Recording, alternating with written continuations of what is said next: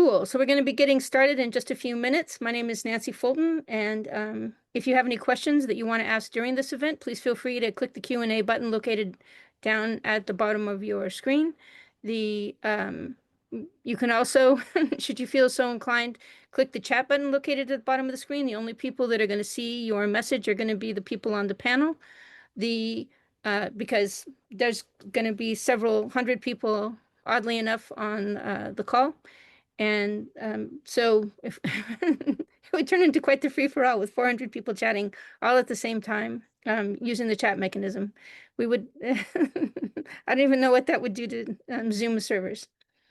My name is Nancy Fulton. So I'm sort of going to dive into the preamble for the event. And then if you have any questions for me specifically, you can always send me an email at nancy@nancyfultonmeetups.com. I very much look forward to hearing from you. So in tonight's workshop, we're going to be talking about film finance and development for $1 million plus films. My name is Nancy Fulton, and I support 60,000 folks on Meetup. And I support them through live events and recorded workshops. If you visit nancyfultonmeetups.com, you can sort of check them out. I have thousands of 5-star reviews. I support authors, screenwriters, producers, and experts selling media, as well as services. If you're the kind of person that wants to know all the different ways you can make money from content that you can create, I'm the guy. In a second, I'm going to go ahead and dive into the presentation and introduce our guests tonight. I want to mention that obviously you should never rely on this. You should not rely on this event, or in my opinion, any event like this for legal advice or financial advice, because the devil is always going to be in the details. And that is really never more true than when you're funding $1 million plus films. I do also want to say thank you very much to Michael Praver from funding.com and Ray Ellingsen, who from Moving Pictures Media Group, and his associate Grace. I want to thank them very much for sponsoring so many of my events over the years and for bringing me so many guests to interview. It really is the very definition of sending the elevator back down to help people that are just coming into the industry. And I think it's a really important thing because they're willing to talk about aspects of the entertainment industry that most people shy away from, mostly, frankly, because they haven't done it before. With that in mind, I'll go ahead and sort of dive into talking about our guests. Ray Ellingsen is founder of Moving Pictures Media Group, and he has helped dozens of films cross the finish line by getting them the funding, cast, crew, distribution that they need in order to succeed. So if you have a $1 million plus film you're determined to produce and you're looking for a partner who knows how to get things done, then Moving Pictures Media Group is someone you should take a look at. You can email them at info@movingpicturesmg.com. And I'll mention their phone number, which is 424-231-8677. So you can reach out. You can talk to them if you have questions about your own project and you're just looking for some sense of viability and so forth. You can reach out to Michael Praver, founder of funding.com, who's helped more than 60 filmmakers acquire fast film finance that they need in order to produce their projects. He helps filmmakers from the very small to the large, and he works with people who have produced multiple films, and they've done it always on their own credit cards, and then he helps them move up to the point where they can start actually using business credit to fund their films, which is better because then you can do things like buy a house because you do not. It's like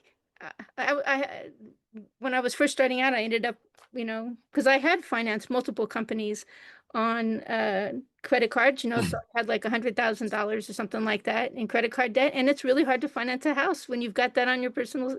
So you have to figure out how to turn that debt, like put it where it's supposed to go, which is inside a company. So if you need help mastering business credit or figuring out how to put money together for projects, large and small, there's just, you really need to have expert advice and from a sort of tactical financial position. And I think funding.com has sort of more solutions than you can shake a stick at. So with Thank that you. in mind, Ray, one of the reasons that we wanted to do this event is that the entertainment industry changes its mechanisms for film funding on a regular basis, which is something you never hear about in the entertainment industry. I've gone to millions and millions of events.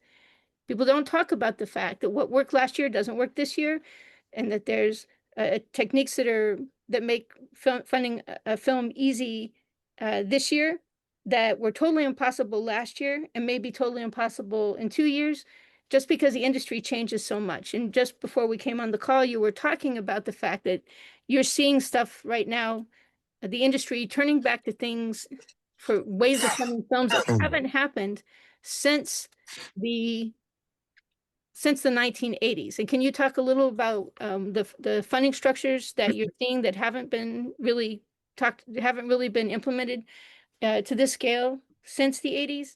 And can you talk about why they're cropping up again now? Like what's changed over the last couple of years? Sure. And I think that, the key factor to all this conversation is emerging technologies. And what I mean by that is, whenever something new comes out, the industry flips on its ear just like the rest of the world. In the 1980s, everything was moving along, everything was great for the studios, there were tentpole feature films coming out, everybody was happy. And then they came out with this new technology called VHS.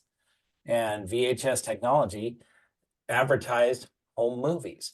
And the industry had this huge fear that, oh my God, nobody's going to be going to theaters anymore because they're going to watch all these home movies at home.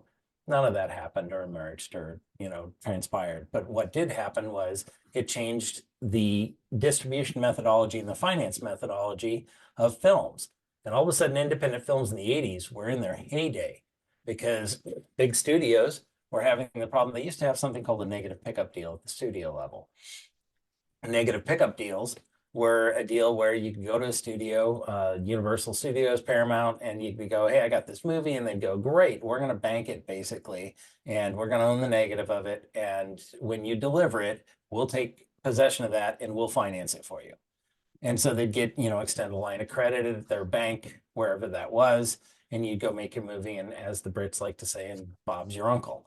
So that was the way that worked. And then because of that, the banks that worked with entertainment financing had basically what was called portion financing and gap funding. And so they'd piece together all these deals of if you had a $10 million film, you go, okay, well, park some money at our bank and then, go ahead and we'll get you distribution for domestic and then we'll get you distribution for foreign. And then we'll piece together tax credits and all that will fund the gap of whatever balance is missing. Gap funding and negative pickup deals died the way of the dinosaur 20 years ago. And now all of a sudden, for the first time in 20 years, both of those are back strong. I've talked to numerous distributors, I've talked to numerous studios and banks are now doing portion finance. We have one right now, a $5 million film that we're doing right now. It is a portion finance deal that the bank is helping us set up. Negative pickup deals, Paramount announced that they're doing them again. Sony announced they're doing them again.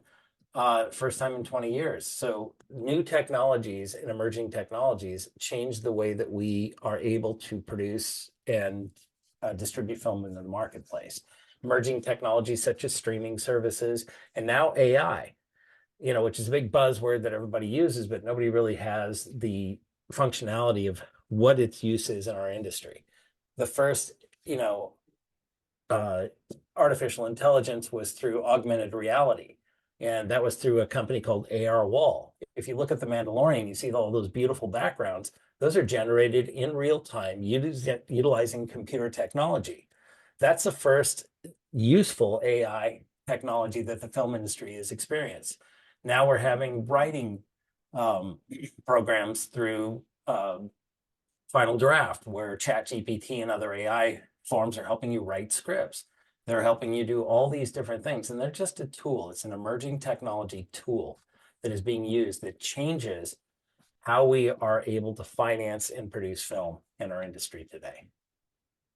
So I think one of the things that you make an interesting point about is that people have this notion that all of these things are bad for filmmakers, when in reality, in my experience, most of them are actually great for filmmakers. The 80s were a great time for independent filmmakers. That is when you get stuff like The Breakfast Club, which cost $6 million. That's where you get all these cheap films that changed the world because they were things being done by independent filmmakers, and they created the names that are really famous now.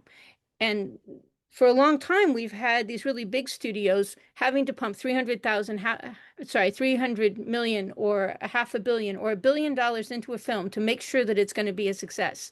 And now they're realizing they can't win.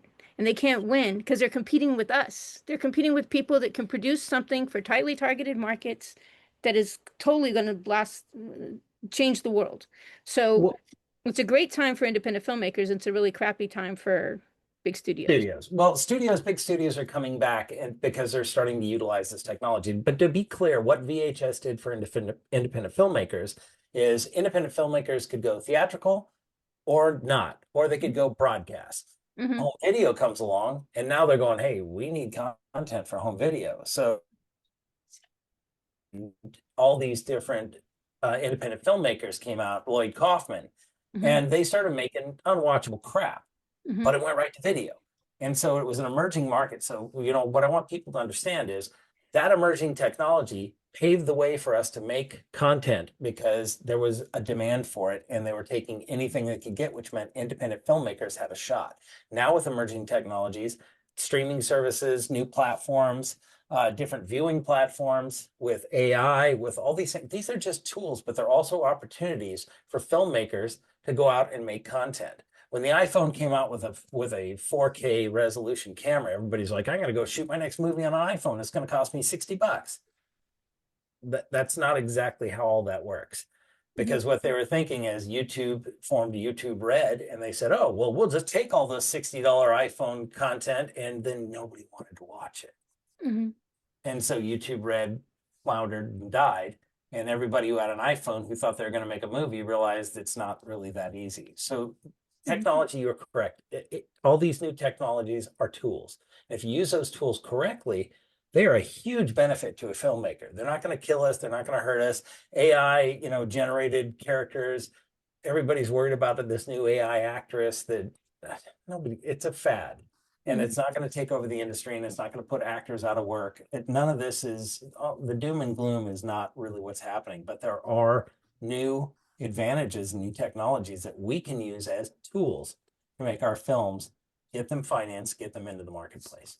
I think that's a very excellent thing, and I'm pretty sure I can think of about 50 ways to make a good film using computer generated actors, just because you can do stuff with them that real actors can't do, and also because the fact that they're computer generated is kind of emblematic of our age. But the interesting thing is, when you're making a $1 million film, it rises you above it raises you up in terms of competition, so you're more visible, so you get seen, and that actually kind of brings me to sort of a second point.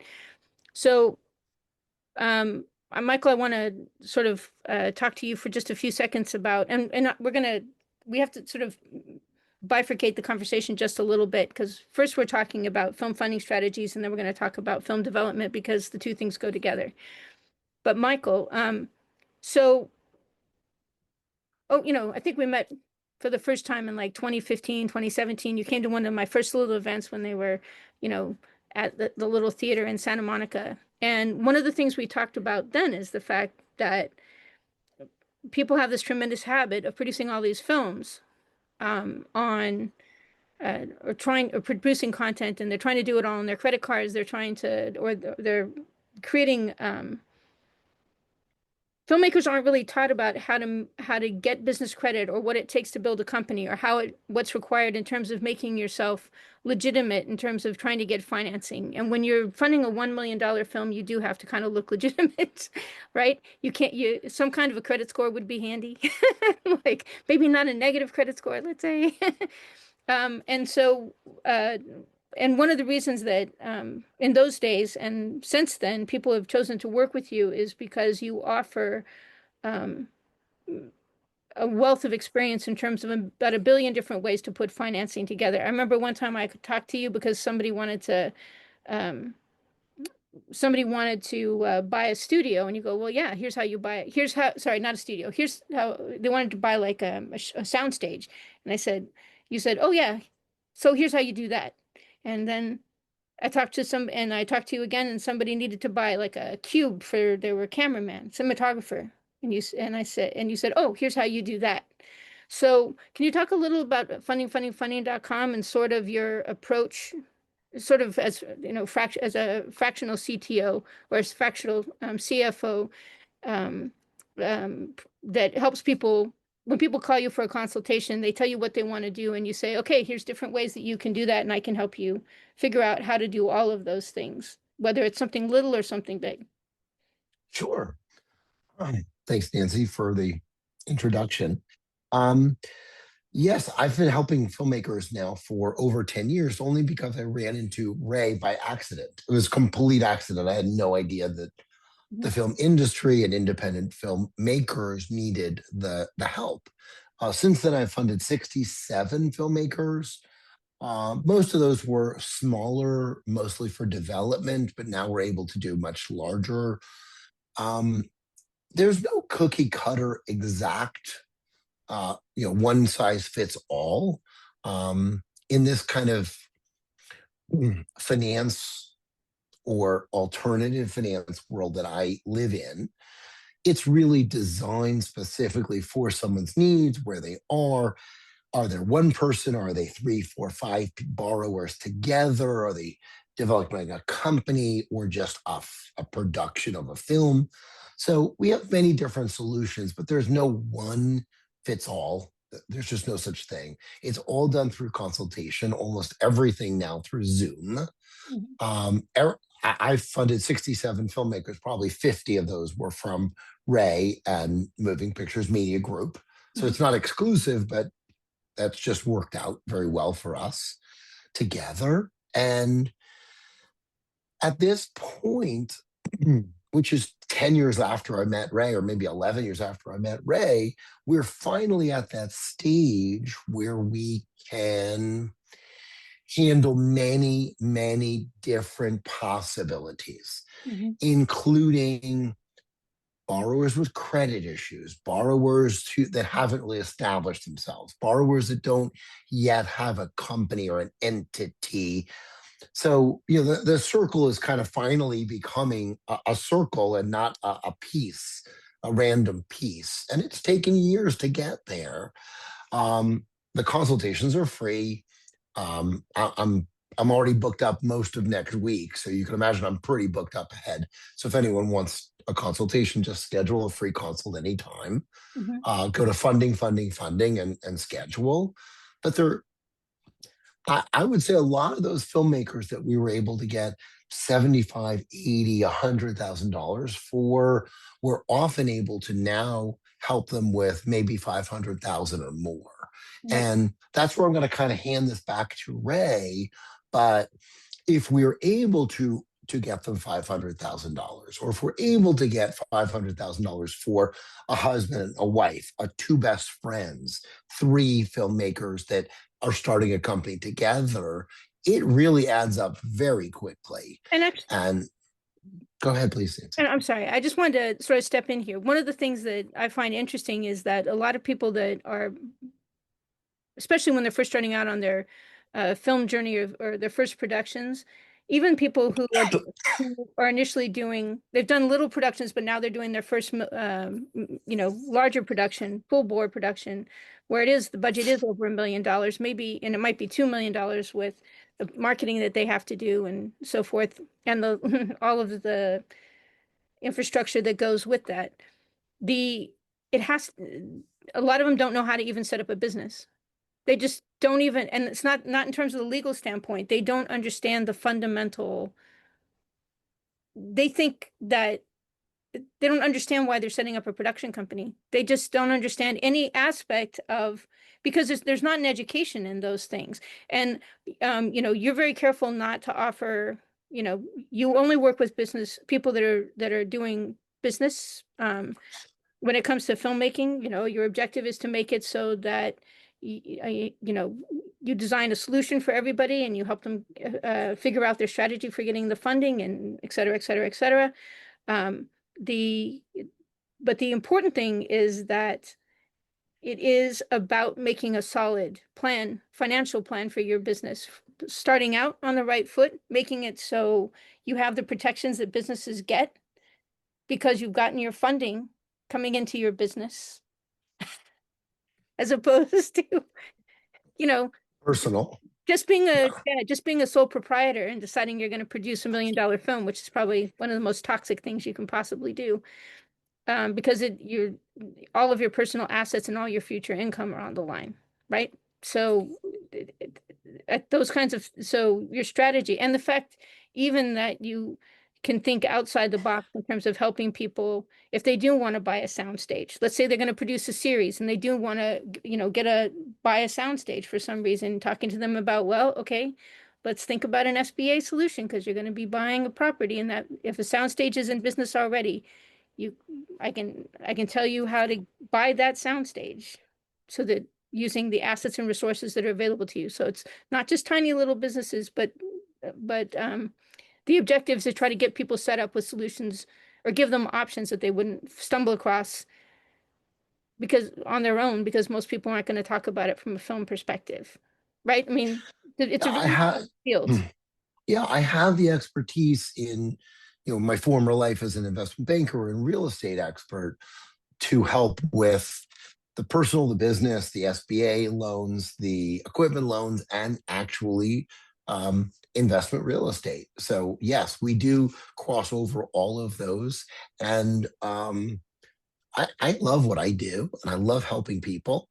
And the consults are free. And if I can help, I would love to. But our goal is not to be a one time, but a lifetime partner to help you access funding as you achieve your dream, whatever that dream is. Right, as you pursue all of your business goals, because that's the thing, it's not supposed to be a one-hit wonder. So now I want to talk. I haven't talked to Grace yet, but who's a lovely person and a true, She is. it truly is. But she's going to come up in the next part. So Okay. Ray, one of the things that we talk about when we talk about film funding, particularly at films over $1 million, and by that up to 2 million or 3 million, 5 million, etc. One of the things that we talk about when you're funding films of that size is film development. And I think people a lot of times do not understand the issue about film development. They don't understand the point. And just to sort of set the stage, the point of film development is to reduce your risk. The reason you do the film development is so when you spend $1 million, you know you're going to be profitable. And everybody who works with you knows you're going to be profitable. Every single person who sees your film development can look at the film development and go, yes, this thing's going to make money. And proper film development requires working with a set of experts who are experts in film financial analysis, what films have made money in the past, and what the books have to look like, what the shooting schedule has to look like, all of these elements, because that's what every single bank, every single investor, every single studio that you might conceivably work with, every single person that is going to even conceivably talk to you about your $1 million project is going to require you to have full film development. They will not talk to you. So if you've ever called people to talk about your film and they ask you like 2 or 3 questions and they never return your call because they know you do not have your film development. You can't answer the questions the right way because you haven't done the work required to figure out what your film has to, what the questions are and how they have been answered. You haven't set up the project so that it can be successful. And if you're working in Hollywood and you're putting money behind projects, they can act like when people go, what's your budget? And you go, oh, it's about 2 million or it's about 5 million. And it's like, well, you have to know the exact number. That's an exact number kind of thing. That's like saying, how much is that house you want to buy? Well, it's 2 or 3 million. Well, I don't know. Is it 2 or is it 3? So do you want to talk for a few minutes about what exactly film development is and how you and Grace work together to help Moving Picture Media Group helps people do full bore film, uh, film development. It provides Sure. it as a service, and you have a bunch of other things that you do. But can you go ahead and talk for a few minutes about what is entailed in um, development? And Yeah. all of the pieces you have to put together in order to make it work for a film that's $1 million, $2 million, $5 million, $10 million. Absolutely. Let me dovetail the end of Michael's finance discussion into this development discussion. And the way I want to do that is keep in mind when you're thinking about funding a film, there are basically three stages of funding. There's development financing, there's production financing, and then there's marketing financing. So Michael can handle development financing easily. He can handle a big portion, which we'll get into later in this. He can handle a large portion of the marketing financing.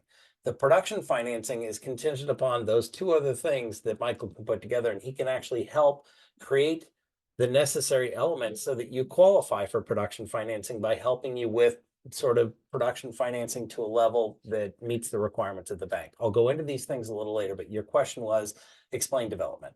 So development really is just a laundry list of things that you have to have in place in order to meet the requirements for production funding. And what I mean by that is whether you're going through debt financing, which is how 90% of film and television is funded in the industry, whether you're going through deficit financing, which is going through somebody like Amazon Studios or Hulu or HBO, or whether you're going through private equity, which everybody thinks they want until they get it. And that would be through companies like Gulf Capital. Either of these three methodologies of finance, they all require the same things. They want risk mitigation, they want collateral. Those are the two bookends of development, and everything in between is the package that's necessary to meet those requirements at the funding level. Risk mitigation is in the form of analytics data. You need a reputable analytics firm who can do everything from comparisons and trends, market analysis, projections, world release data metrics, audience saturation reports, all the things we could care less about. You need to have in place so that when a finance institution looks at this, they go, all right, who's your audience? How are you going to reach them? What's the saturation point? What's your methodology of deployment into the marketplace? All these things are necessary so that it mitigates risk. The other end of that is collateral. A collateral instrument is no less than a distribution sales agreement with minimum sales guarantees and or pre-sales in the foreign market. They want to know that if you're making a $5 million film, that you have a guaranteed distribution agreement in place that says, hey, in X number of months, we're going to deliver back X number of dollars to this bank, guaranteed.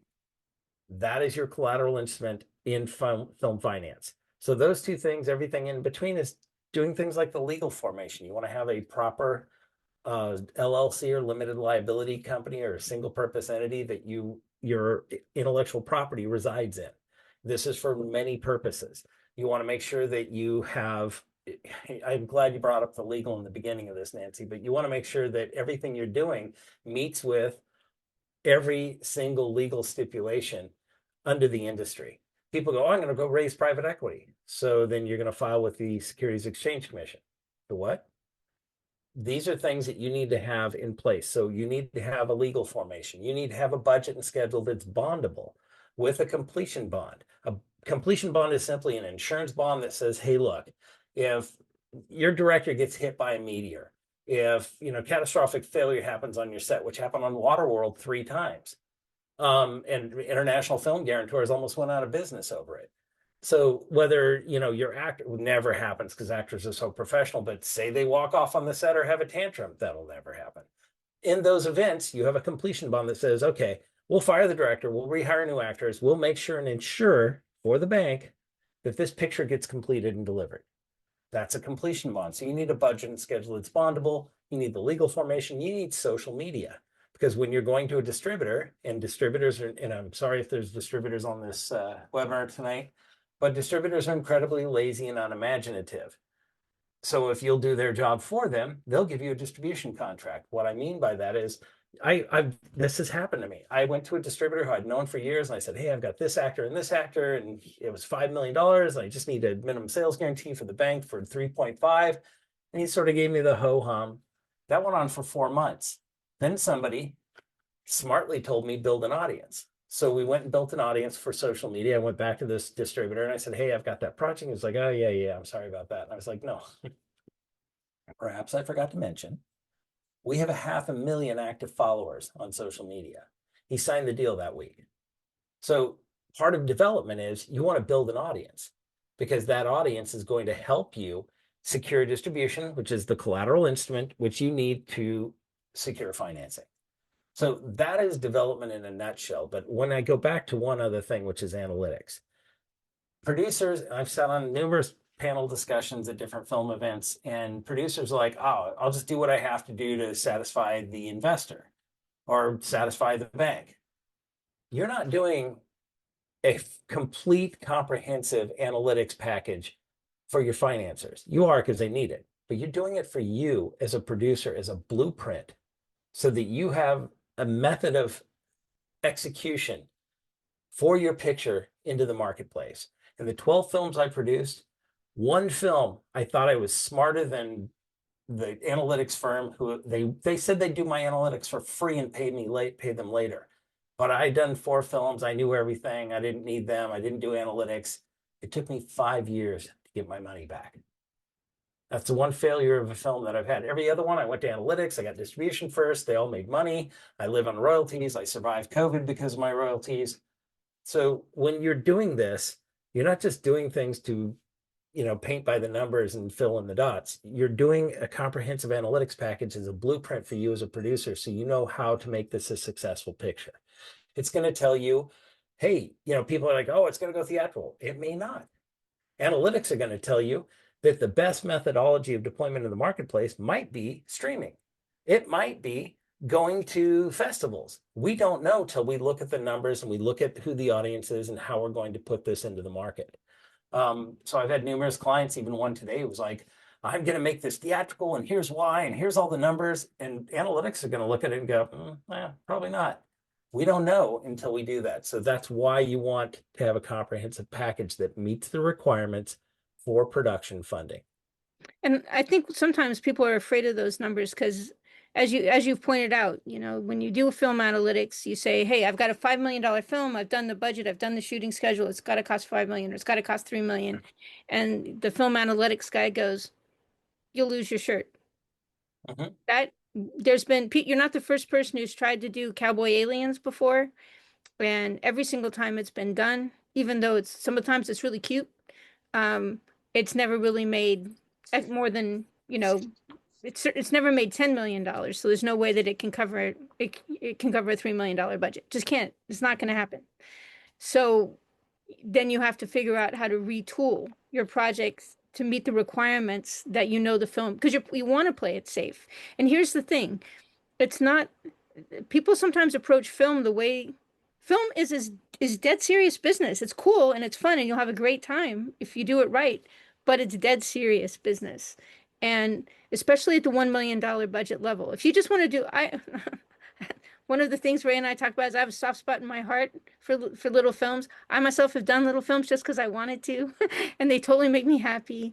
And like I watch them sometimes because I go, I did that, and I'm very proud of it. And I like documentaries, which God knows most of them don't make money, although sometimes they do. But the point is this: when you're spending $1 million, it can't be like that. It just can't be, because you will put yourself in so much debt that you can't get back out. That will be the only film you do. And I've known people who've spent 3, 4, 5 years trying to put together $1 million, $2 million, $5 million film and have spent hundreds of thousands of dollars. They have mortgaged their home because they have the belief it's going to work. It's not going to work. You really have to be dead at this budget level. It's a business. It is a business, and you have to do it like a business does it. You have to think about it the same as if you're putting up an apartment building, the same as if you're buying a grocery store, the same as if you're buying a Subway, a Subway sandwich shop. Michael, right off the top of your head, if I wanted to buy a Subway franchise or pick your favorite franchise, how much would I have to invest in cold hard cash in order to get that business up? Almost nothing, because I can get you the funding, but No, normally but it would be about $350,000 is the normal price for a Subway sandwich franchise. right. So that's just one, right? If you That, think about it, that's one.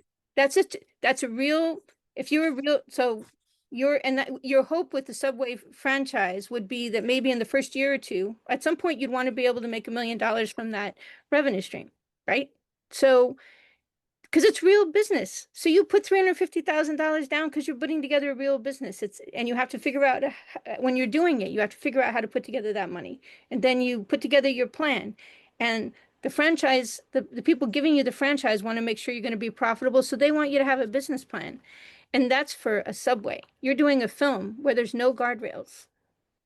So it's very serious business. And it's not the kind of thing that people should enter into lightly.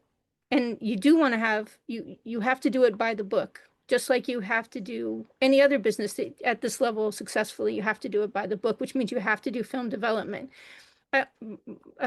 Grace, one of the things that's really unique about Moving Pictures Media Group is that they, so Moving Pictures Media Group, Ray's produced multiple projects, and you've helped lots of people produce multiple projects. If people go to your website, they can go ahead and see some of the projects, and they can contact you and ask you about projects that you've done. Mhm. But the fact that you guys focus on kind of the film development part makes you somewhat unique. I can point to probably 50 people in Hollywood, 50 production companies for hire, that if you have the money and you take it to them and you say, will you produce this film for me? They will produce it. But what's different about what Moving Pictures Media Group does is that you guys actually do the part where people bring you a project and you work with them to do the actual film development. And you handle a lot of the processing to make it, to help people go through that series of steps. Correct. You sort of talk about the kinds of things that people bring to you and then sort of the steps that you help them through when it comes to like securing their intellectual property or getting their budgets, their shooting schedules, like walking them through that process so that it's not like them on their own where you just tell them what to do. You actually help them figure out how to do it. Right. I actually do quite a bit of it. As far as moving the project from each, I have little stations or vendors. And so once they come on board with us, the project is pretty much in my hands as far as getting all of the deliverables done for the development aspect. And so there's a couple different things we can do in tandem. Some things need to be done before something else. So I mean, I could talk I could talk all night about it, but I won't for you. But the process usually takes about 3 to 4 months, depending on the script. And before you even come to us, before we even start any of that, it's our job to make sure that you have rights to your script, or it's a script that you are producing. You have to have the script copywritten and just make sure that there's no liens or encumbrances or someone else owning the materials that you're putting your money into. And so we have a submission portal on our website. It has a questionnaire and a couple places to upload your project materials. There's a spot for a synopsis, a script, and the proof of copyright. And if you have any issues with the copyright, I know it can get a little confusing. Nancy has a great, Nancy, I don't know where exactly it is on your. If people just go to Nancy Fulton Meetups and click the video link, they search for copyright, they can see a lawyer-led presentation that talks about why you have to secure your rights at copyright.gov. And the reason that you're doing it is specifically so the first guy if I have a screenplay and you steal it, and you register it at the copyright.gov first, when people search for that screenplay, or if I decide to produce it, and then you say, hey, that's my screenplay. Well, you're the one that registered at the Copyright Office first. So people go, well, if you had it, why didn't you register to the Copyright Office first? And it's not something you couldn't conceivably get around. There's ways to prove it, but registering your work at the Copyright Office and making sure it's registered correctly is kind of an important thing, because it proves you have the right, you own what you are building an entire film project on. Right. And you want to make sure that you do it at the .gov website. I have a lot of filmmakers come to me with the Writers Guild registration, and that is not what we're talking about. Mhm. So that will save a lot of time if you make sure your script is copywritten and you own it free and clear. Right. And if you buy, the other thing is, and let's say that somebody comes to you and they say, I have a option to book. I have the rights to a book. I purchased the rights to a book, and I need to have the screenplay written. Is that something that you can help them with so that when they purchase the purchase the rights and they need to get a screenwriter who will work on a work for hire basis? Yep. Because you know you well, part of your team is there. You do have lawyers who are part of your team who help with setting up intellectual property right protections, as well as setting up the structures that people invest money and that people loan money to. Right. Yep, that is all accurate. And yeah, whatever the situation is, we'll get it taken care of. We'll figure out exactly what you need in order to be covered to develop the script or book, whatever needs to get done. But yeah, we have a stable of writers. You find the right one that you want the right one for the book to write the screenplay. So we'll help you figure that out and help get the contracts and copyrights. That all gets a little complicated as well. So you have film analytics professionals who come, and so people bring you a screenplay. They go, here's my screenplay. It's a really great screenplay. It's won 15 awards or whatever. And you go, that is a very great screenplay. You give it to the film analytics folks and they go, okay, about this screenplay. This is a problem. It's a definite, I could see why it's won festival awards, but in the marketplace, it may not do so well because of these elements. You know, the location is not a good location because it's boring or because for a wide variety of reasons, or it doesn't have the right characters. Like it's this far, it's like, 13 inches away from being actually something that is going to be much more fundable. So Right. one of the reasons you have writers that you work with is specifically because sometimes people bring you screenplays that need to be fixed up or tuned up in order Right. to be able to get the right talent aboard, in order to get the right director aboard, and which is something that you help them do as well, right? Yeah, So it's not just paperwork, it's not just creating the structures, it's actually getting the talent attached, it's getting the director attached, it's getting the location, it's helping to get a line producer aboard to secure the locations, right? May I step in for a moment and sort of walk through the actual development process of Mhm. what a filmmaker can expect? Mhm. Is that, Grace, did you want to do that? You want me Oh to? no, go ahead. So basically, if you come to us and you go, hey, I've got a script, you put it through our submission process, we will go through, we read every script. I have to read every script. Brutally painful sometimes, but somewhat enjoyable other times. So we'll read that script. We will come back and go, hey, look, here's what we think it is. We send it up to pre-analytics sometimes and go, hey, is this a marketable project? So before anything happens, you submit your project, we go through the materials, we come back and we go, okay, here's the game plan that we think we can implement. You have a script. You may need some coverage on it because it may need some work, but once that's done, what we'll do is, if you want to go through the development process, we are going to put together a comprehensive plan for you to meet the requirements for production funding. We're going to bring you on, and we don't charge any upfront fees, by the way. You pay fees to the vendors directly. In some cases, you can pay us a fee, but it's during the development process after somebody like Michael has raised that money. So we don't get anything until such time. We'll say, hey, look, if you need funding, go to Michael Praver. He'll come back. He'll go, here's your funding. Say, and I'm just going to use a number. Let's say development costs are going to be $50,000. What we're going to do is we're going to set it up. We're going to hire all the vendors. That's the analytics people who do budgets and schedules, the legal formation, social media, producers rep to secure distribution. We put all of that together for you, and we hire all those vendors on your behalf. We go ahead and implement getting your analytics done, getting distribution in place, getting your social media in place, all these steps. And it takes a 2 to 4 month period, as Grace said.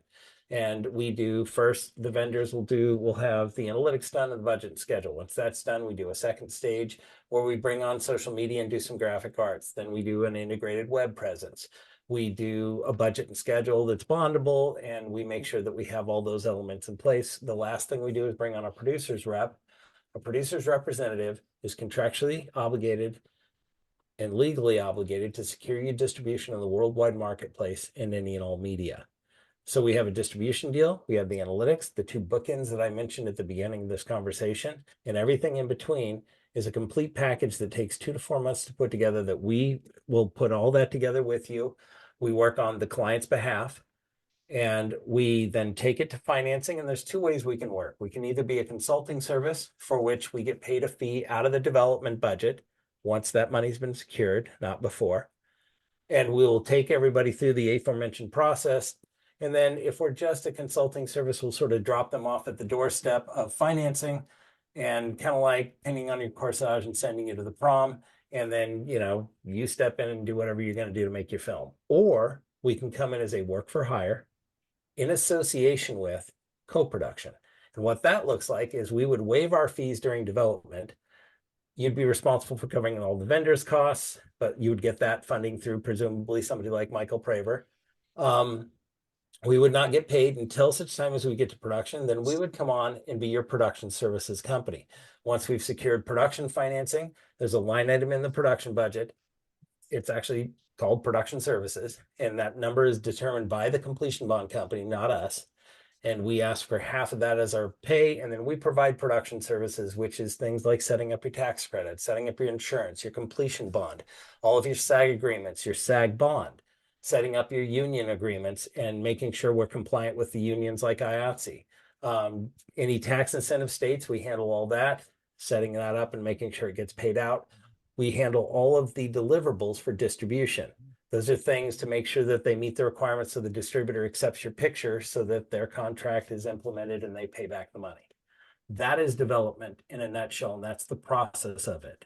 You also do, if I'm not mistaken, you also do stuff like, you have when it comes to figuring out who the cast is supposed to be and approaching cast, and a lot of times you can't approach the cast until you have a director, because cast doesn't want to work with a director that hasn't had success in the past. And you have to get the right director for the right project. If you get somebody that normally produces romantic comedy and you make them, and you're hiring them to produce a horror film that's got twice the budget of anything they've ever produced, it's such a mismatch that the funders look at it and go, that guy can't produce this film or can't direct this film. And the actors don't want to work with the guy. So is that something that's handled? Do you engage with those professionals during the part where you're putting together the script and the shooting schedule and the film analytics, or is that in the part where you've helped them secure the funding for the film, and it's in the part that happens in early pre-production where you actually attach the cast? Like when do you do the part where you actually pick the director and hire him, and pick the cast and hire them? Sure. A lot of development, and it's really depends on the picture. If it's a story-driven picture, I'm not so worried about the cast right now. Once we get to distribution, the distributor is going to suggest cast lists anyway. So sometimes we will bring on a casting director in development. They'll get paid a fee to do the cast list, the quotes, the availability. They'll reach out to directors on your behalf. They'll reach out to cast on your behalf. But that's a very unique situation. It also depends on the finance model that you're employing as well. So that's not we're doing this every time. The casting directors is one more vendor that we may or may not employ in development. However, once you get to pre-production, once you get to your financing, and once your financiers are, say we're going to a debt financing mechanism through a bank, banks don't even care who's in your movie. They're never going to ask you. In fact, I made the stupid mistake of asking a bank once if they wanted the cast list, and they looked at me like I'd grown a second head. And I quickly shut up. But they don't care about your cast. They want to know that there's risk mitigation, that there's collateral. They want to know that their risk, like buying a house, they want to know that the house exceeds the value that you're asking for in a loan. And if it doesn't, then you have to put up the balance. Sometimes cast is that balance. But most often it's a distribution arrangement. If you're going with the right distributor in development with a producer's representative, that distributor will work with you. I've had numerous clients who come to me and they go, "Oh, I've got this cast attached," and we go to a distributor, and the distributor's like, "I wouldn't touch them with a 10-foot pole." Yeah, and it's already a us. Oh yeah, it's happened to us over and over. Grace and I just shake our heads when people go, "Oh, I have cast attached," and we're like, "Please don't." Yeah. Because it's a burden. Because Yeah, it doesn't help. your distributor is going to come in and go, hey, get somebody off this list at this level. And Mhm. then at that point, then you're employing a casting director, and they may say, a director, we don't want to work with that director. Right. And I don't want to name names, if there's a couple of directors that are just toxic. They're great directors, but nobody wants to work with them at the $1 to $5 million level because you can't they're not bondable. And you need a completion bond. So there's a lot of moving parts here, but to answer your question, on occasion, we will bring in a casting director in development, but most likely we're going to get through the development process, have everything together, have a distributor on board that's working with us through the producer's representative that is on board with, hey, this is the kind of talent that we're going to want. And if we have that, then here's your distribution sales agreement that's your collateral instrument to get funding. Very cool. So I think we have a few minutes left, and the most important thing is you you can actually just contact Moving Pictures Media Group. I think that Grace has actually put it into the chat window and has sent it off to everyone. Also, if you go to the event description that you signed up with, and I'll send off an email tomorrow with a link to this event. Not tomorrow, the next 48 hours. I'll clean up the recording and I'll make it available, and I'll send out a link to people that are signed up for the call. You can reach out to Michael directly, and the important thing to understand is that my objective in running events is to try to talk to people about doing business like it and enjoying it, producing the media you love, doing it month after month, year after year, profitably. That's what I like. And nothing makes me happier than when people produce a film, even if it's a little baby film that didn't make any money, or they just really liked it, didn't cost much, but they really love it. It's their little, I have like a million little gargoyle children. Nobody really super loves them but me. But as the budget goes up, I get really pretty dead serious about making sure things are going to make a profit, because I do not want to be broke and I do not want to mortgage my future. And at this budget level, it's just really important to you're never going to produce this kind of film on your own. You are always going to be working with professionals who've done it before. That's what makes it safer, is because you don't want to be learning at the $1 million plus budget level. Oh, didn't know that I shouldn't attach my best friend from acting school as the lead from my $1 million or $1.5 million project. I didn't realize that would make my film unfundable. Or I didn't realize casting that 1980s star was not the right exact thing for my film, because people don't want to work with that guy for whatever reason. Or I didn't know I didn't know that I could buy a completion bond. The cool thing about a completion bond is no matter how bad things go, the completion bond guarantees the film will be produced. Like Rust, didn't Rust's the Rush, Yeah. whatever, what was that thing? Was They that spent somebody got shot? well, yeah, there was an fatal injury on the set of Rust, and they were shut down on production. They ran out of money. Their legal fees exceeded their budget. And the completion bond company, Film Finances, and I had a conversation with them. They had to put up the rest of the money to complete the film. They wanted to ensure that the legal matters were handled and that anybody who was responsible was not part of that. They fired a couple people. The completion bond company fired a few people, and they stepped in and made sure that production got finished. Right. So if you're producing a multi-million-dollar film for the first time, and you've never done it before, and you're not working with any outside experts, you don't know that, one, that you need a completion bond because everyone who finances you is going to require it. Two, you don't know how to get one. Three, and you don't know what the requirements are to get one. That your budget has to be bondable.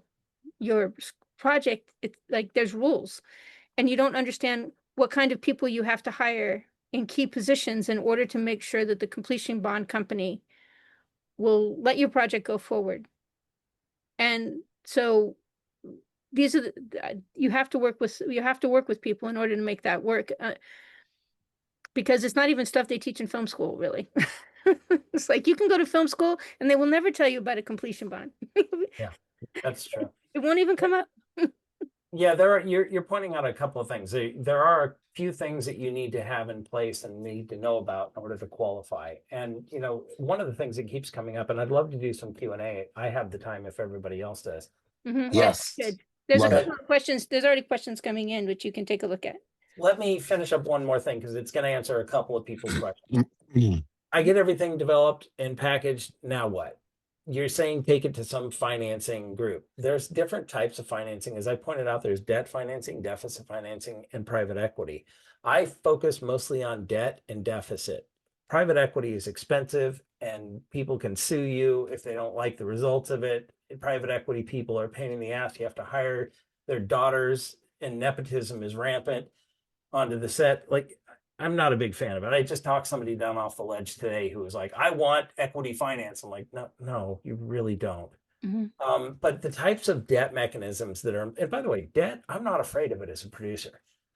It's, you know, you do something like a traditional bank loan or a line of credit, it's 7.5% fixed interest. It's a 2-year contract. At the end of 2 years, if you fail to pay it back, the bank's not going to sue you. They want their money back just like you want your film to make money. So they're going to extend it by federal law. They're going to extend that line of credit to a 10-year loan note.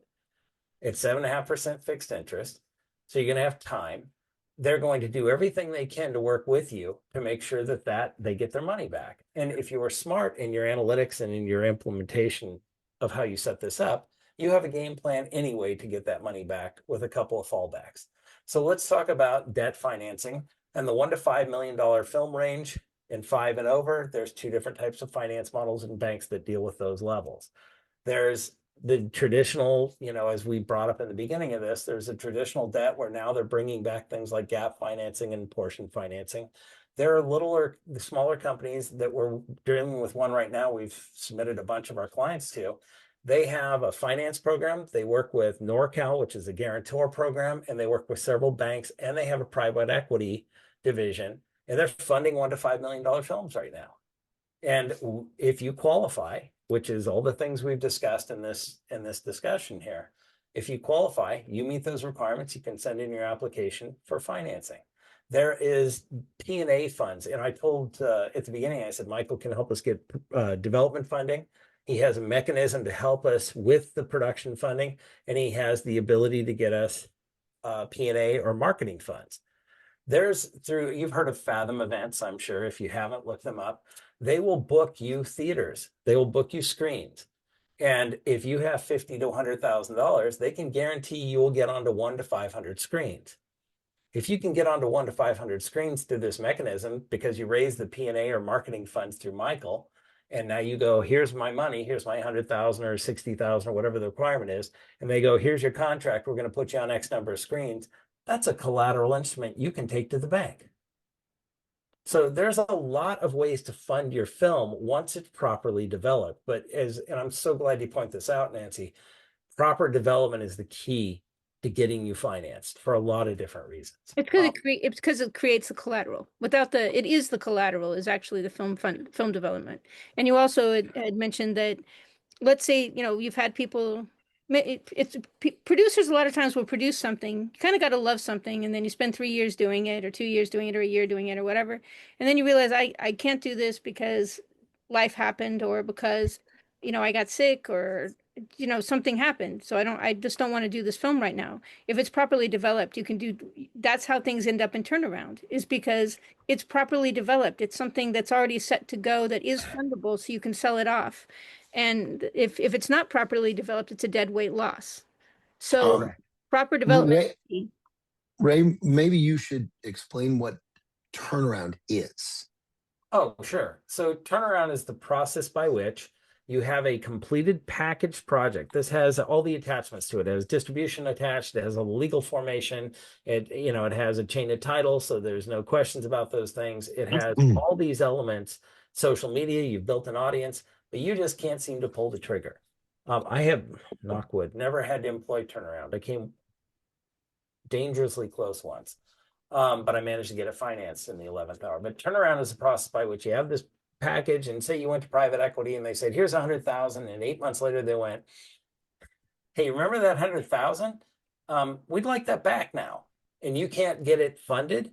There are companies like and I won't name them specifically because we had a conversation earlier, Nancy, but there are companies out there that are turnaround companies. They are designed, they do not have the infrastructure to develop like we do. And so, because it's a division that doesn't make any sense for them on paper. So they will acquire packaged content. Examples of turnaround are like the Lincoln Lawyer was in turnaround. The Fighter with Mark Wahlberg was in turnaround. Oh my gosh, there's a Grace, help me out here because there's a ton of them and I always forget them when it comes down to it. Lincoln Lawyer's the one I always remember. No, there's a ton of, but even like, oh man, well, suffice it to say, there are enough films out there that were sitting in turnaround, and like The Fighter had Mark Wahlberg attached to it, Mhm. and they couldn't get it funded. Friday Night Lights was in turnaround. A bunch of films went in turnaround and sat around until somebody went, okay, I can't handle it anymore. Get me out from under it. So they went to these companies and they said, hey, you got a package project? We'll take it and we'll put it into production. And that's easy for them. And that's why they don't have to have the development infrastructure, because there's tons of content out there that's been developed, most of it incorrectly, but it developed content that is correctly developed that they can just acquire. They usually will pay about 100 to 130% of your cost. And then they'll buy it, they'll pay the Writers Guild agreement, and then they'll just tell you to take a hike. So if you spent 100,000 on something and you had to get out and develop and turn around, you could probably get 130,000 back. I have helped two producers get about a half a dozen projects through turnaround. I know a guy who has a turnaround company, and he calls me and says, do you have anything you want to put in turnaround? I'm like, no, that means I failed my client. So, but there are options to put that. If everything fell apart, your safety net is you can take that packaged content and at least get your money back. So, and I think that actually kind of, I think we did want to sort of dive into questions because there are some questions, but again, I strongly Let's do it. just you reach out to the experts you have access to here. There's no reason not to. The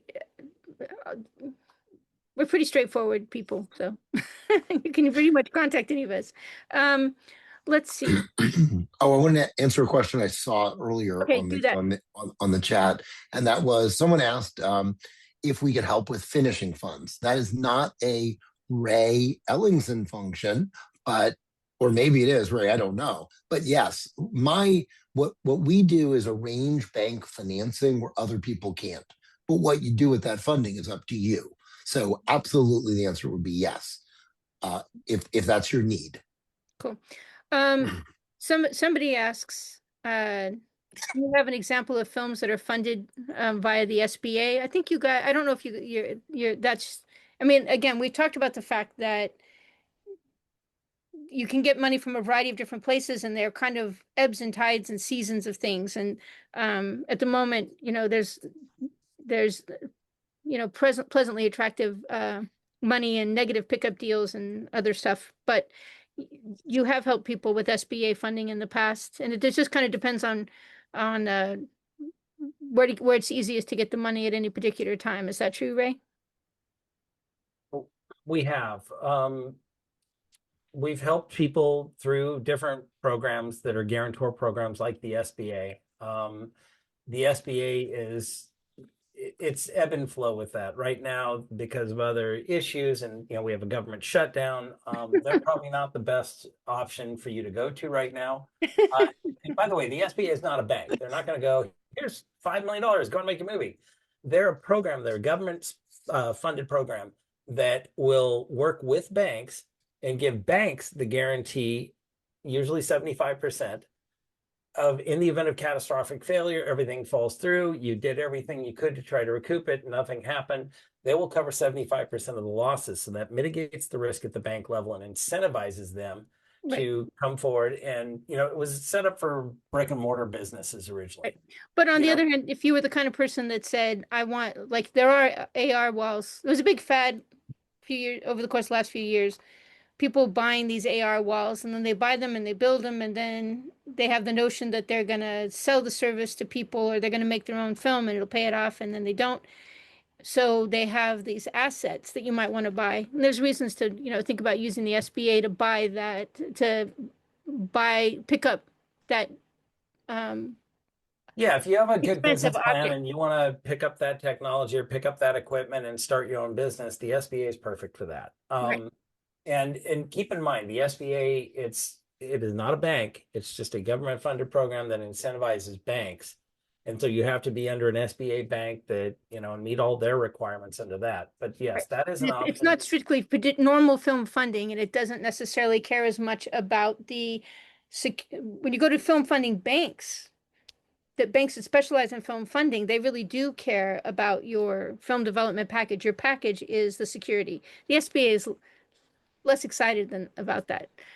Um, can you talk for a few minutes? So, Michael, we can never let you go to Europe again. You just get sick. Anyway, I feel so terrible. Okay, I'm so fine. so somebody asked, can you get cast attached without financing in place? I don't know why you'd want to. Do you have any thoughts, Ray? I do. Again, this goes back to don't attach the cast before you have distribution and before you've had lengthy discussions with your distributor as to what they want, because they may not want your cast. So can you get a cast? You can bring on a producer's rep and get your distribution. You can bring on a casting director and get a cast list, quotes, and availability. And you may get that casting director to reach out to that talent and say, hey, contingent upon this, would you be involved? But most agents and managers are so gun shy about signing a letter for their talent actors to come on board if financing hasn't been secured. But it's not a chicken and egg situation. We have situations where we set up what the distributor says, okay, on paper, I like this. We go to a bank, the bank says, okay, everybody's in line. We're going to preliminarily approve this project. And at that point, then you bring on a casting director and get your cast. But I think getting a cast before, and people go, oh, well, I got this buddy of mine who knows so-and-so. Check with your distributor first. So I would say that's putting the cart before the horse. There's a lot you need to do in business to meet those requirements, the nuts and bolts requirements, before you get to cast and all the exciting stuff and creativity. Cool. So, someone asks, what if you're an unknown writer or director with a small budget, like $1 million feature films, and you want to produce that project? Do you use the same film financing strategy? You work with a lot of writer producers, right? We do. Right. It's not an uncommon thing. A lot of writers get sick of waiting to be picked and decide to go ahead and produce. So do a lot of actors, actually. Actor I producers. started out as a writer, so yeah, and now I produce. So yes, there's a lot of, and I guess your question, I'm sorry, break that down for me a little bit. It's just that the question is whether or not Moving Pictures Media Group has to work with name actors and name talent, or whether or not you work with writer producers and actor producers.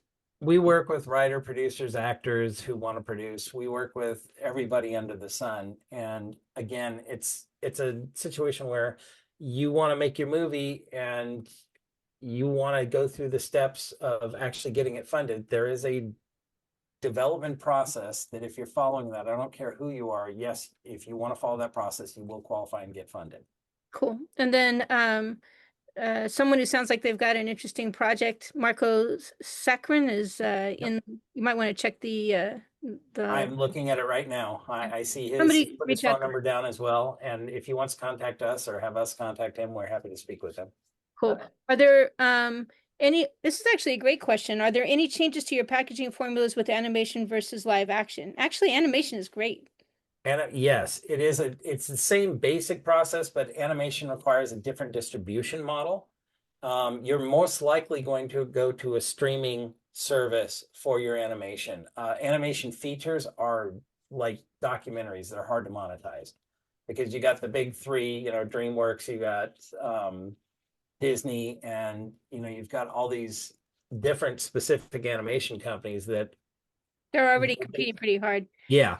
And so I would say if you're looking at an animation project, if it's a feature or a series, you're most likely looking at a streaming platform, which slightly skews the development process, but it's all pretty much the same. But the cool thing is you can actually do it in multiple languages. And you can attach name talent for different countries. So you can get, like, I knew somebody that they did it in the US with and they did it really quick. Like the audio recording only took them like a week for the US cast, and then they attached a quote unquote name talent. I mean, famous names for the Spanish, the Mexican cast, or Spanish cast, I should say. It was Latin American, Spain. And then they did it again with like the Japanese, and it's like they just did the same film like 4 times, and they made bank. That was a good deal. I have a person that I've worked with her for 20 some years, and she has an animated film that's just beautiful. And they're doing the same thing right now. They're putting in different languages with different talent. It's a great opportunity. It is. It's like very quick and cost effective. It's just pretty Yeah. cool. So, oh, go ahead. I was just gonna say, so how much do these considerations and guidance change when the budget goes under 1 million? Can you talk about why some budgets are too low to have proper development and what the risks are associated with producing those films? Sure. Anything under 1 million right now, and this is pretty much across the board for 2025, 2026.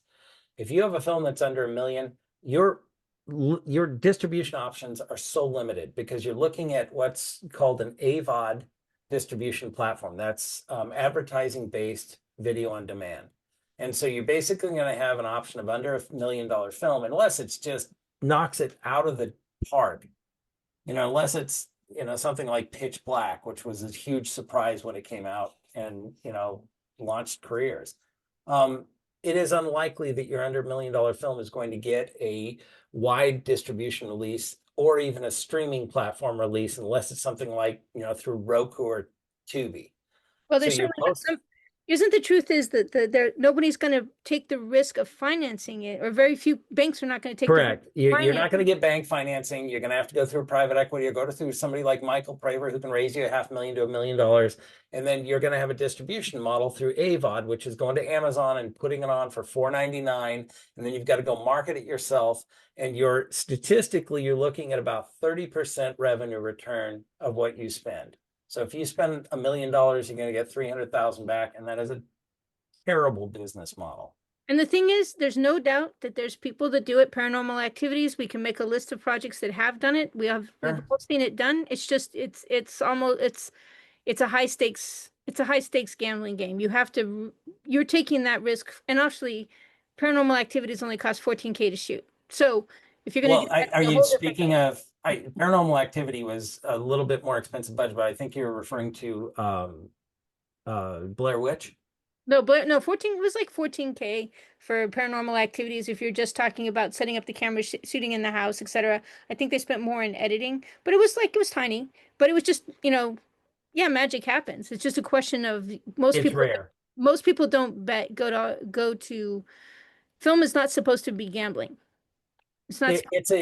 It's a dangerous business model, to say the least. It's like documentaries are a dangerous business model. They're incredibly hard to monetize. Because there's just a limited audience and limited opportunities for distribution. So I would say if you've got an under $1 million film, get some analytics on it, and it may tell you a whole different story, but at least spend the time to treat it as a business. I'm going to say this quote because I probably say it on every one of your webinars.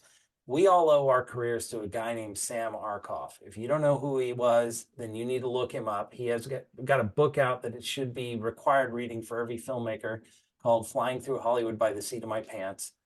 Arkoff is the reason we are all able to make films as independent filmmakers. And he once said the film business is 95% business and 5% film. And if more filmmakers understood that, they'd be much more successful. I agree. And we need to live by that as Amen. Because I just don't like watching people lose their shirt. It's upsetting. Yeah. I am a fan of little baby people putting out little baby films. It's just if you're doing paranormal activities, get your film under $12,000, and then you're in there, right? Because that's the business model. It's not 800,000 for the love of God. So I signed a contract, says someone, with a producer's rep, and they won't reach out to distributors until we have financing in place. Can you PMG help me, or am I stuck? So will you help people who've sort of gotten into the weeds and then want to figure out a way to get out of the weeds? Absolutely. We do it all the time. And I guess my question is it a producer's representative or is it a sales agent? Because Producer's rep, it says. I'd like to know who that is, because that's not That's not what they do. That's not the way to do business. Yeah. And I would be happy to speak with them if they want to reach out to me, and I'd be happy to talk to their producer's rep on their behalf. I wouldn't charge them anything for that. It's just helping to sort out and untangle the ball of yarn. They should, producer's rep, you don't have to have a producer's rep is the chicken and egg between getting finance and getting distribution. And if they're saying you have to get finance before I'll get you distribution, they're not a good producer's rep. I have numerous producers rep I've worked with. They're, Scott Metzger, Renee Lita, Sherry Hamrick. They are well-known producers reps in the industry. I've worked with them all for years. I've produced films with them, and they've never asked me to get financing first before they'll get a distribution deal. That is ridiculous. That is just crazy talk. Does the script length impact funding or process? For instance, Yes. if the film is over standard length, is that like a red light for you? If somebody says, I've got like a, 3-hour script? I have somebody who brought us a 4.5-hour film and said that he was determined to do it that way, and anything less, he wouldn't do it. He's not going to do it. Film length. Everybody who says they've got a 140-page script, bring it down to 100, 95 to 110, 120. You're starting to ask for trouble. It's going to be edited anyway. And distributors don't want to take on a 2+ hour film unless it's got big names and they've got a lot of marketing behind it. And So, also, you talked about the fact that one of the reasons when you go through the film development process and you have film analytics done, and when you look, they can tell when films make money. And there's a reason why that's a sweet spot in the, 95 minutes to 120 minutes is like, that's where films make money. That's why everybody wants that, because too long doesn't work. And that's why you have the film analytics crowd can tell you what seems problematic and also you have coverage people who will help you say, look, if we took it to these 10 coverage people, they all gave us the same thing. Pages 78 to 100 are unnecessary. dump Like, them. this is Yeah. boring. Like, we don't Well, you want have to listen. I tend to listen to people who are smarter than I am, because it'll get me where I need to go. So yeah, I would say absolutely length of your script is important. And I would say if it's going over that, then maybe bring on another writer if you don't feel comfortable with taking it down a bit, get some coverage. Absolutely. Get smarter people than you on board to help you make this a marketable project. right. Let's see. Somebody says, um, May I address one real quick? yeah, go ahead. What chance do I have to direct my own work? And I get this a lot. And my answer is this. A lot of people will say, yeah, let's develop your thing. And then they'll go, oh, we need a name director. Sorry. And they'll kick that person out. And I've seen that happen. I won't name the company that's done it because I know the people personally. But I've screamed at them, not actual screaming, but I've gotten very terse with them regarding you gave your word to somebody and now you're booting them. And the whole reason they got involved is because they had a dream I want to direct. So can you direct your own work if you're a first-time director? Yes, but remember, there's a completion bond company that's involved. They're an insurance bond that's guaranteeing that film will be completed. And if you as a first-time director fall behind, they're going to fire you. So make sure you surround yourself with a good UPM or line producer. Make sure you have a good AD. Make sure you have a great producer, and make sure that everybody's going to keep you on track so that, yes, you can direct your own work. And we do that with first-time directors, develop their content all the time. I think that makes, I think you're right. If you're new, make sure nobody else is new. Let's see. Cool. The other question is, I lost it. Go ahead. I'm sorry.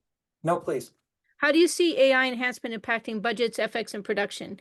I can see it reducing editing costs, and I can see it making FX easier and so forth, but it's still going to be a tool. The thing is, I think we've all reached the understanding that sure, it's possible to make very pretty and very, very shocking and very terrifying and there's all kinds of ways to make image, but it has to be a story people care about. And that's the thing. It's the story that's the hard part.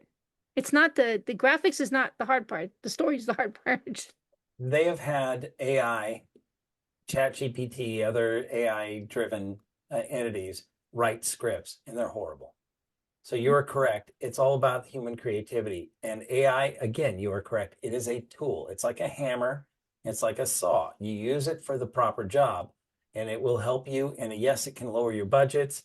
You can use augmented reality wall technology. You can use all this AI information for marketing, which we haven't even talked about. AI marketing tools are phenomenal right now. They're getting out to a large audience base that we could never reach before. So yes, they're a useful tool that can bring down your budgets and then can enhance your production, but use them as a tool. Ultimately, the thing is people have to pay for stuff, right? So at some point your project has to rise above the level that people can get for free and that they want to pay for. Like they have to want to pay for it, or advertisers, you have to put it out in some way that advertisers are paying in order to have ads displayed with it, you know? Like I watch Columbo a lot, and I think I pay for that show year after year because I watch all the ads because I want to watch the Columbo episode. It's ancient show, but I want to watch it because I like the stories and I'm going to keep watching it. So I'm making somebody money with that damn thing. But the point is that all the technology in the world does not make something watchable. And even all the photo, we should start wiping up, but people used to say, well, yeah, but now we can do really photorealistic stuff and whatever. And I'm like, I have a whole lot of photorealism. You know where I see it? I look with my eyes at the real world, or I watch the news. A lot of photorealism there. Is it interesting? Not necessarily, because it's not a story. I have to see a story to want to watch the stupid thing. Story is like the key. I don't care about stuff that doesn't have a good story. We have a couple of the questions, and Michael, I kind of wanted you to do a final kind of Yeah, sweep me on too. financing if we can. But one of the other questions is what kinds of genre types of projects are more likely to get past the analytics threshold in the current market? It really, like, everybody says comedies, and then you go to a distributor and they go, yeah, comedies are out. Everybody goes sci-fi, and people go, yeah, sci-fi is great. Oh, yeah, nobody's buying it. It's saturated. It does not matter what your genre is. It matters what the methodology of deployment into the marketplace is going to be. It matters when you do your analytics to find the proper audience, not only identify that audience, but access them directly in real time through social media to build that audience so that if you have a horror film, and by the way, horror, yes, that is the easiest genre to attain. But if it's a comedy, a drama, a historical piece, it doesn't really matter. As long as you have the right distribution methodology and you key in your analytics and your data and your development to target that, you're going to be fine. Yeah, and I want to be clear because I think people miss this thing. So people have to watch your stuff. This is the key thing. And there's like here I am watching Columbo, right? And there's a thing in Variety, they're talking about a whole bunch of like military guys that are talking about, they know for a fact. It was in Variety today, documentary coming out, whole bunch of military guys who say, I have seen actual aliens on this actual planet, and I've seen their spacecraft. I'm telling you, they're here, right? So I'm gonna see that film. Doesn't matter what it is, because I'm that audience. And I'm willing, if I would, it's like, shut up and take my money. I have heard about this and I can't watch it. What is the point of even going on with my life? How long do I have to wait to watch this show that I really want to see? You know? So the thing is, it's not just that you're doing the market analytics to find out who's going to love your project. That's the point. You're writing something, you're creating something, you're creating a story, and you want to find the people who are truly going to love that story. Because let's say that you want to do a really heartfelt thing talking about growing up in El Salvador, da da da da da, shootings, war, blah blah blah. Okay, well, I don't know, man. You take that to like my 20-year-old my 20-year-old kids, they do not care. Do you understand? So God forbid you do not do the development to find out that they're not your target market, that you do not want to reach them. They are the worst person for you to market to because they will never watch this thing. Whereas there's other people I know who would be like, oh my God, this is so great. This is so heartfelt, right? So, like, if I love Apocalypse Now, I know people that totally loathe that film. So if you got something like Apocalypse Now, you got to get it to the Apocalypse Now guys. And the only people that know where to get those guys are the film analytics people and the marketing people. They're getting your film to the people that like it. The point is that if you get it to the wrong people, it's going to get bad reviews and nobody's going to love the thing. So That's the point of the marketing. A lot of times filmmakers go, well, I don't really understand marketing, or I don't want to do sales. And it's like, Then hire somebody who will do it. yeah, and who will that's the find your business, audience. Yeah.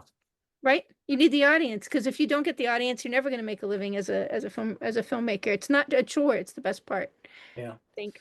Michael, did you have a couple of things that you wanted to circle around with for financing? Because I know you have a bunch of cool models and different programs for different types of financing. Do you want to go through those, or? No, the only thing the thing that's most new in my business is just our ability to get people that we used to be able to get 50 to 75,000. Often we can now do up to 500,000 for. So that's the biggest difference. We have to talk, we have to figure out what we can do. But there are a lot more options today than there ever were before. And for us coming to you, it's more money and more availability of that money. And your talk today was wonderful about what you could then do with that money, and with Nancy's help, how to protect yourself from loss. So I love the way this all ties together. I also think when it comes to when it comes to working with you on solving the funding equation, all the different ways to solve the funding equations, that and when you first met me, because I had produced a independent film or two, I'd, not to mention running multiple businesses, my credit was totally screwed up. And and I, like most people, I was kind of embarrassed by it because, even though I'd been successful and even though I was making money, but my credit was always screwed up. And you go, well, yeah, because you tried to run your entire company, you've run all of your businesses on your personal credit cards, haven't you? And I go, well, yeah. And you go, yeah, well, that's what happens. And it's totally true. It's like, But it's common. It's Nancy. It's not. You're not. That's the norm. People didn't know there were options. right. So that's the thing, is you just think, oh, this is the only way to go forward. And like I remember one of the events we did a long time ago, you talked about um different kinds of business credit. Like there's business credit that doesn't show up on your it is personally secured, but it doesn't show up on your on Personal credit. on your personal credit score. I had no idea that that was a thing. And that changed my life completely. Just that one thing is realizing, oh, it doesn't have to show up when they, run the credit so I can buy a car, run the credit so I buy a house. And that's normal, because normal people, the president of IBM does it, Have it on his personal credit card. Yeah. May, may I make a statement just for everybody who's attending this webinar? I've worked with Michael for over a decade. Nancy's known him for quite a long time as well. And one of the things I really like, two things about Michael, well, there's a few things I like about you, but the two things I'll Thank you. point out are, one is that he doesn't charge any upfront fees. Mhm. And that's a game changer for me as a filmmaker, as a producer. Because when I go to people and I go, hey, raise me your money, and they go, great, give me 25 grand up front. I'm like, what the, seriously? I'm here to get money from you. So that's the one thing I always liked about Michael, why I recommend a lot of clients to him, is because he doesn't charge upfront fees. And the most important thing is he educates you on exactly what you're getting involved with and why, and how to get out of it.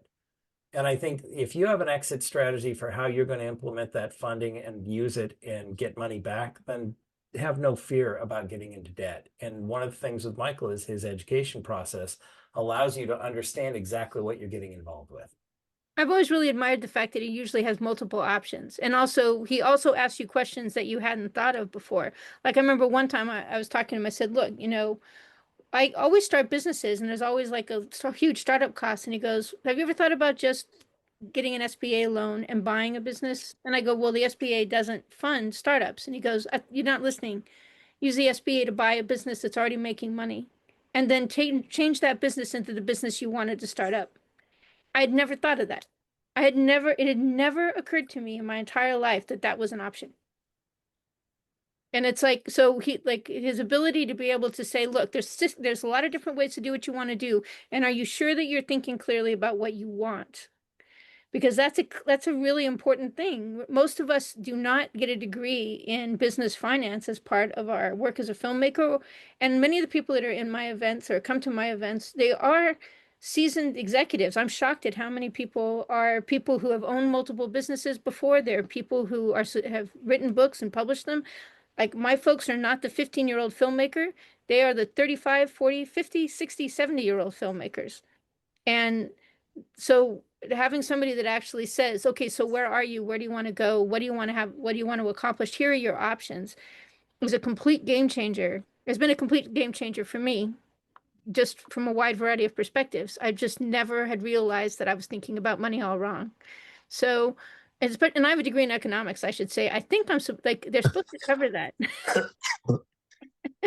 Anyway, so we've covered a huge quantity of content tonight. I'm going to go ahead and turn this into a video. I'll share the video. Please do reach out if you have people that, and if you run into people that are, want to produce projects and they just don't know how to go forward, please do feel free to send them to Ray or to me or to Michael Praver. And again, you know, it's the truth about the entertainment industry is the good people are nice. The good people are generally speaking nice. They are very understanding. They have been where you've been before. They don't make promises they can't keep. They're down to earth because that's what it takes to survive as a filmmaker. You really have to be pretty straightforward, down to earth, because other people have to trust you in order to work with you. And your reputation goes everywhere. So, if you have any questions or you run into any trouble, please do reach out to me. I look forward to hearing from you. And Thank you, Nancy. please do reach Thank out to Michael Praver and to Moving Pictures Media Group, and I'll turn this into a video. And thank you very much. Thanks, Ray and Grace. And Thanks, Nancy. Thanks, everyone. Thanks, Michael. Thanks, Ray. Good night. Good night. good night. Have a great evening, you guys.